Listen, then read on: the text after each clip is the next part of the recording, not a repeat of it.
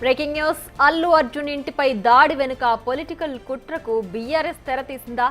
దాడి చేసి ఆ కుట్రలో కాంగ్రెస్ ను ఇరికించాలని అనుకుంటోందా అంటే అవునంటోంది కాంగ్రెస్. దాడికి పాల్పడింది బీఆర్ఎస్ కార్యకర్తలేనని కాంగ్రెస్ ఆరోపిస్తోంది.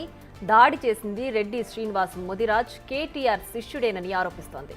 రెడ్డి శ్రీనివాస్ ముదిరాజ్ కేటీఆర్ తో కలిసి దిగిన ఫోటోను కాంగ్రెస్ షేర్ చేసింది.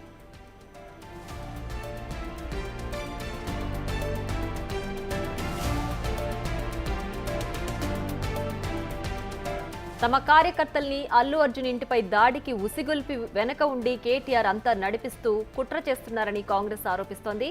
ఇప్పుడున్న పరిస్థితుల్లో ఆ దాడి మొత్తాన్ని ప్రభుత్వం మీదకు, సీఎం రేవంత్ రెడ్డి మీదకి నెట్టే కుట్ర చేస్తున్నారంటూ ఆధారాలు బయటపెట్టింది.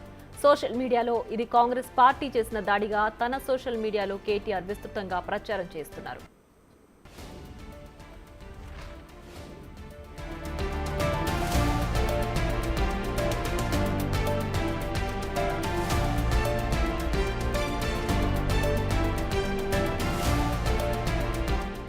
మరింత సమాచారం మా ప్రతినిధి సాగర్ లైవ్ లో అందిస్తారు. సాగర్, చెప్పండి, అల్లు అర్జున్ ఇంటి వద్ద జరిగిన ఉద్రిక్త వాతావరణానికి కారణం బీఆర్ఎస్ నేతలే అంటూ కాంగ్రెస్ ఆరోపిస్తోంది కదా, ఏంటి ప్రెజెంట్ దీనిపైన ఉన్న అప్డేట్?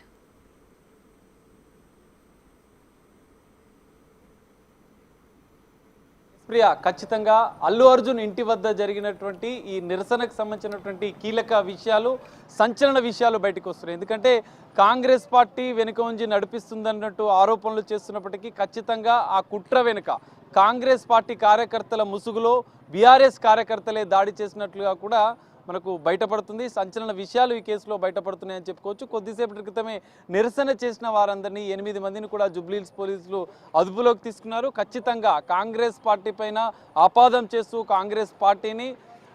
కాంగ్రెస్ పార్టీ ముసుగులోనే బీఆర్ఎస్ కార్యకర్తలు వచ్చినట్లుగా తెలుసు. ఎందుకంటే రెడ్డి శ్రీనివాస్ ముదిరాజ్ ఎవరైతే ఉన్నారో కేటీఆర్కి సంబంధించినటువంటి అనుచరులు ఒకరు, కేటీఆర్ శిష్యుడని కూడా తెలుస్తుంది. సోషల్ మీడియాలో అత్యంత యాక్టివ్గా ఉండే రెడ్డి శ్రీనివాస్ ముదిరాజ్ ఖచ్చితంగా నేతృత్వంలోనే అల్లు అర్జున్ నివాసం వద్ద జరిగినటువంటి ఆందోళన విషయంలో ఆయన నేతృత్వంలో జరిగింది. ఖచ్చితంగా ఆయనే ఎవరైతే రెడ్డి శ్రీనివాస్ ముదిరాజ్ ఉన్నాడో కేటీఆర్తో అత్యంత సన్నిహితంగా ఉండే వ్యక్తి, అనేక మార్లు సోషల్ మీడియాలో యాక్టివ్గా ఉంటూ బీఆర్ఎస్కి సంబంధించినటువంటి యాక్టివ్ మెంబర్గా కూడా తెలుస్తుంది. రెడ్డి శ్రీనివాస్ ముదిరాజ్ ఆధ్వర్యంలోనే ఈరోజు అల్లు అర్జున్ నివాసం వద్ద కొంత నిరసన ఆందోళన కార్యక్రమం ఆయన ఆధ్వర్యంలో జరిగింది. మరో 8 మంది కూడా ఉన్నట్లుగా కూడా తెలుస్తుంది. మొత్తంగా కాంగ్రెస్ పార్టీని బదనాం చేయాలన్న ముఖ్య ఉద్దేశంతోనే ఇటు కేటీఆర్ ఆదేశాల మేరకు ఇదంతా జరిగినట్లుగా కూడా తెలియదు. ఎందుకంటే రెడ్డి శ్రీనివాస్ ముదిరాజ్ అనేక సార్లు కేటీఆర్ని కలవడం, కేటీఆర్తో అనేక సార్లు ఫోటోలు దిగడం, ఈ మొత్తం వ్యవహారం చూస్తే ఏదో కుట్రపూరితంగానే ఈ రోజు జరిగినటువంటి అల్లు అర్జున్ నివాసం వద్ద జరిగినటువంటి ఆందోళన నిరసన కార్యక్రమంలో కుట్ర కోణాలు కూడా సంచలనంగా వెలుగులోకి వస్తున్నాయి. ఎందుకంటే ఇప్పటివరకు సీఎం రేవంత్ రెడ్డి కానీ మిగతా కాంగ్రెస్ మంత్రులు, కాంగ్రెస్ నాయకులు కూడా ఇప్పటివరకు స్పందించారు ఈ అంశం పైన. అల్లు అర్జున్ అంశం విషయంలో ఖచ్చితంగా చట్టపరంగానే చర్యలు తీసుకుంటాం, అంటే చట్టపరంగానే ముందుకు వెళ్తామంటున్నారు. కానీ ఇలాంటి సంఘ విద్రోహ చర్యలకు మాత్రం కాంగ్రెస్ పార్టీ పాల్పడదని చెప్పి ఇప్పటికే కాంగ్రెస్ నాయకులు కూడా దీనిపైన క్లారిటీ ఇస్తున్న ప్రయత్నం అయితే చేస్తున్నారు. ఖచ్చితంగా దీని వెనుక, ఎందుకంటే గతంలో కూడా కాంగ్రెస్ ప్రభుత్వాన్ని, ఇటు కాంగ్రెస్ పార్టీని బదనాం చేయాలన్న ఉద్దేశంతోనే బీఆర్ఎస్ కొన్ని అంతర్గత కుట్రలు చేస్తుంది. అందులో భాగంగానే ఈరోజు కూడా అల్లు అర్జున్ నివాసం వద్ద జరిగిన దాడి నేపథ్యంలో, ఎందుకంటే నిన్న సీఎం రేవంత్ రెడ్డి అసెంబ్లీలో మాట్లాడడం కొన్ని విషయాలను మాత్రమే ఆయన వెల్లడించారు. సినిమా ఇండస్ట్రీకి ఎప్పుడు కాంగ్రెస్ పార్టీ వ్యతిరేకం కాదు, సినిమా ఇండస్ట్రీకి, సినిమా సంబంధించినటువంటి హీరోలకు కానీ కాంగ్రెస్ పార్టీ ఖచ్చితంగా, కాంగ్రెస్ ప్రభుత్వం, తెలంగాణ ప్రభుత్వం ఎప్పుడు వ్యతిరేకం కాదు. ఖచ్చితంగా సినిమా ఇండస్ట్రీకి సహకరిస్తాం, సినిమా అభివృద్ధికి కూడా, సినిమా రంగ అభివృద్ధికి కూడా ఖచ్చితంగా సహకరిస్తామని మంత్రి కోమటిరెడ్డి వెంకటరెడ్డి కూడా నిన్న చెప్పిన పరిస్థితి అయితే కనిపిస్తుంది. ఈ నేపథ్యంలోనే ఈ ఇష్యూని అడ్వాంటేజ్గా తీసుకొని బీఆర్ఎస్ కొంతమంది అల్లరి మూకలు ఖచ్చితంగా ఒక కుట్రపూరితంగానే అల్లు అర్జున్ నివాసం మీద దాడి చేసి, అల్లు అర్జున్ నివాసం ముందు ఆందోళన చేసి ఈ అభాండాన్ని కాంగ్రెస్ పార్టీ పైన రుద్దేందుకే వాళ్ళు ప్రయత్నం చేస్తున్నట్లుగా తెలుస్తుంది. అందులో భాగంగానే ఈరోజు చేసినట్లుగా ఆందోళన కార్యక్రమం చేసినట్లుగా తెలుస్తుంది. ఈ కీలక విషయాలను కూడా జూబ్లీహిల్స్ పోలీసులు కూడా బయటపెట్టే అవకాశాలు కూడా మనకు కనిపిస్తున్నాయి. ప్రియా, రైట్ సాగర్, అయితే ఈ సంధ్య థియేటర్ తొక్కిసలాట ఘటనకు సంబంధించి ముందు నుంచి కూడా బీఆర్ఎస్ నేతలు కావచ్చు, కేటీఆర్ కావచ్చు, కాంగ్రెస్ ప్రభుత్వానికి వ్యతిరేకంగా ఈ సంఘటనను వాళ్ళు వ్యాఖ్యలు చేస్తూ వస్తున్నారు. ప్రజెంట్ ఇప్పుడు ఏకంగా వాళ్ళ కార్యకర్తలకి ఎవరైతే అనుచరులు ఉంటారో వాళ్లే ఈ దాడిలో పాల్పడ్డారు అంటే ఖచ్చితంగా వీటికి వాళ్ళు వెనకుండి నడిపిస్తున్నారని భావించాలా? కాంగ్రెస్ ఏవైతే ఆధారాలు చూపిస్తుందో సో వాటిలన్నిటిని చూస్తుంటే కూడా దీని వెనక కేటీఆర్ ఉండి నడిపిస్తున్నారని భావించాలా?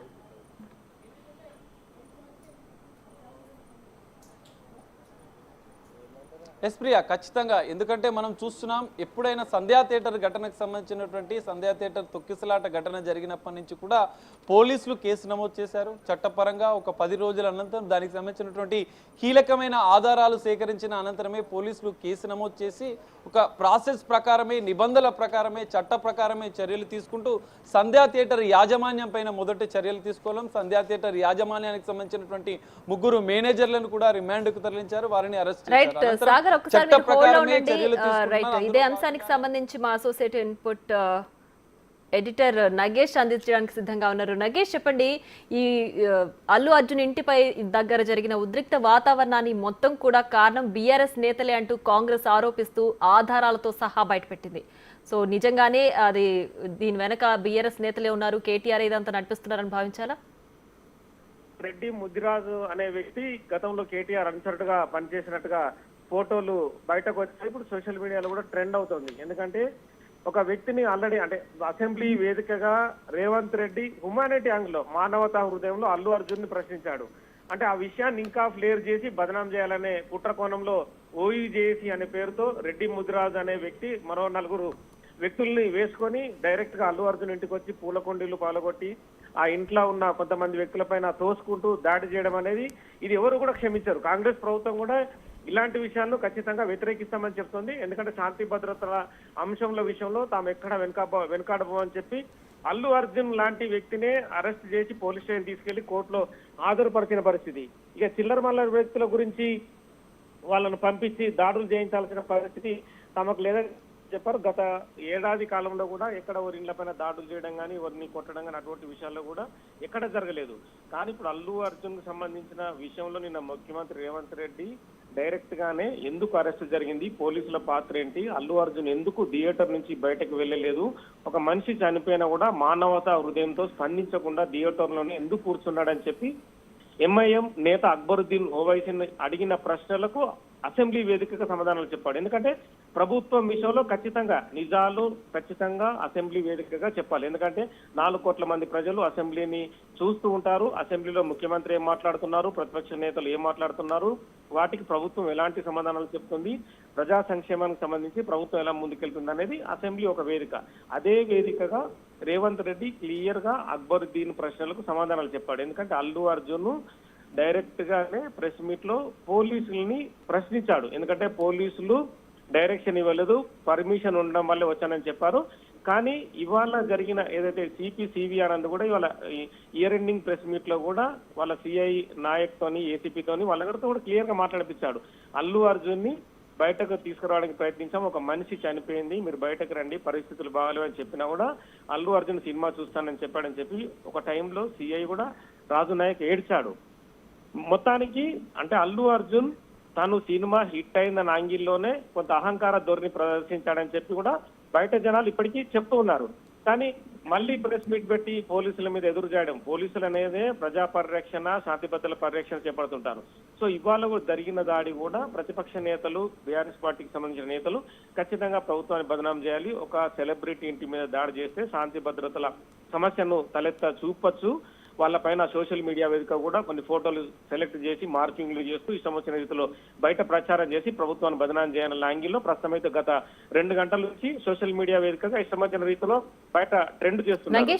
కానీ వాళ్ళు ఆల్రెడీ మాజీ మంత్రి కేటీఆర్ కు సంబంధించిన ఆన్సర్లు అని చెప్పి కూడా వాళ్ళకి సంబంధించిన ఫీడ్బ్యాక్ ని ఇప్పటికే పోలీసులు, ప్రభుత్వం ఇంటెలిజెన్స్ కూడా సేకరించింది.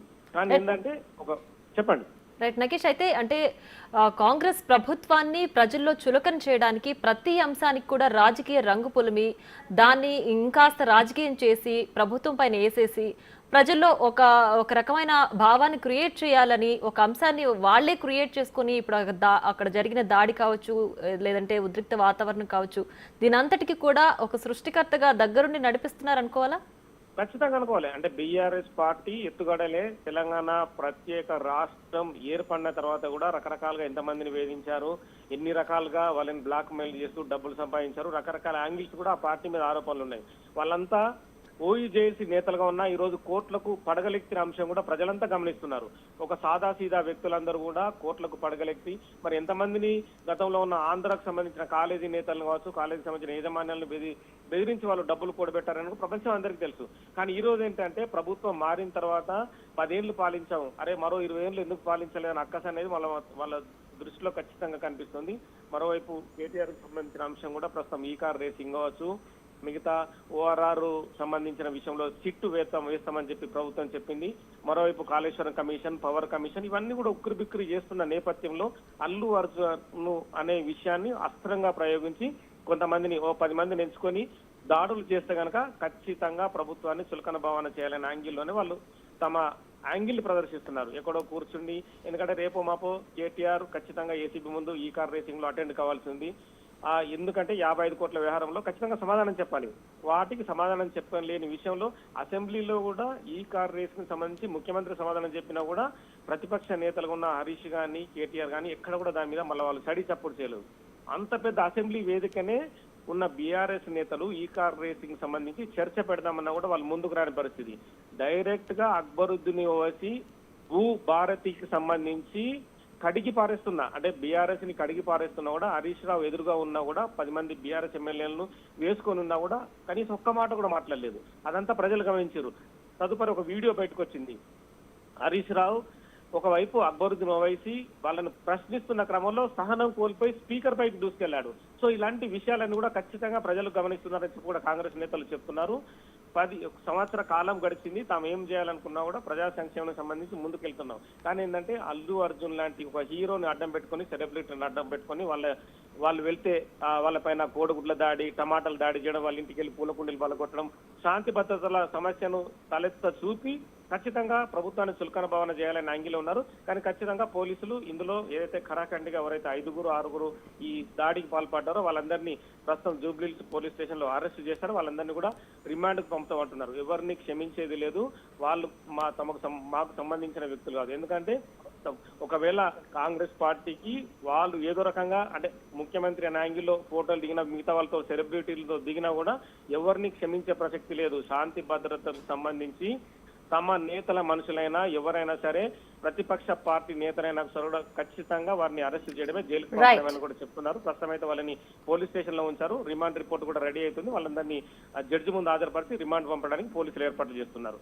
అల్లు అరవింద్ కూడా కొద్దిసేపటి క్రితం స్టేట్మెంట్ ఇచ్చారు. ఏమనంటే తమ ఇంటి పైన దాడి జరిగింది, వేరే ఇష్యూని కూడా ఇందులో చూపకూడదు, ఇది శాంతి భద్రతకు సంబంధించిన అంశం కూడా కాకూడదు, ఇది ఖచ్చితంగా పోలీసులు చూసుకుంటున్నారు, పోలీసులు కేసు పెట్టారు, సమయం పాటించమని చెప్పి కూడా అల్లు అరవింద్